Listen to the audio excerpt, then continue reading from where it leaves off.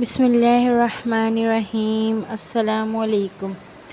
وظائف and tips کے ناظرین، امید کرتی ہوں آپ سب خیریت سے ہوں گے اور اللہ کی امان میں ہوں گے۔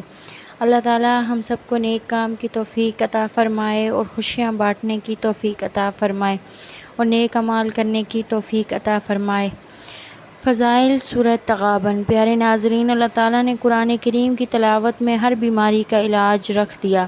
جو لوگ روزانہ تلاوت قرآن کریم کا اہتمام کرتے ہیں وہ لوگ تمام بیماریوں سے محفوظ رہتے ہیں۔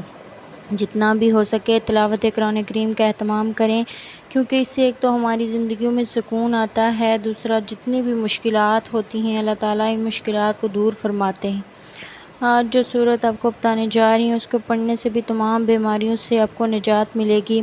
وہ سورت تغابن ہے۔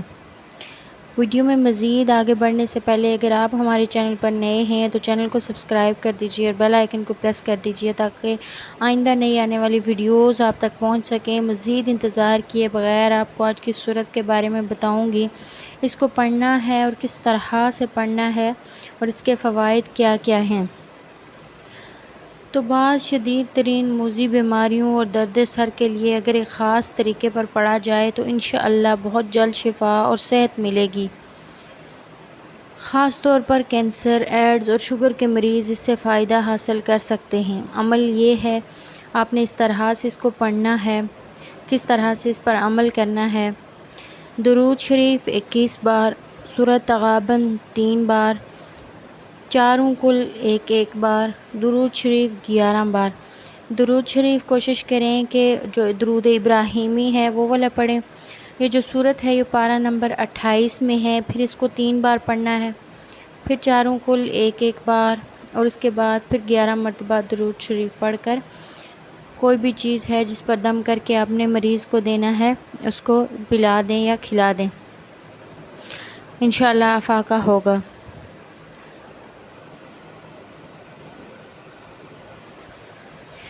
کسی بھی چیز پر یعنی پانی پر دم کریں اور مریض پر بھی دم کریں، پڑھتے ہوئے اس پانی کو روزانہ صبح کے وقت اور رات کو مغرب یا عشاء کے بعد تھوڑا تھوڑا مریض کو پلاتے رہیں۔ انشاءاللہ بہت جلد مریض سکون محسوس کرے گا۔ اس پڑے ہوئے پانی کو 11 دن تک مزید پانی ملا کر پیتے رہیں اور مریض کو پلاتے رہیں۔ اگر چاہیں تو ایک بار اور اس مذکورہ طریقے پر عمل کر کے مریض کو پلائیں۔ امید ہے دوبارہ پڑھ کر پلانے سے کافی فائدہ حاصل ہوگا۔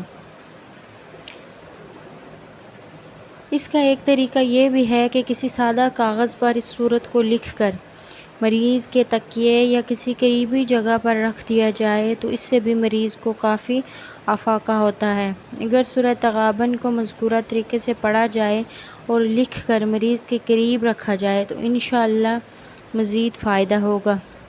Thanks for watching. چینل کو سبسکرائب ضرور کر دیجیے گا۔ جزاک اللہ خیرہ۔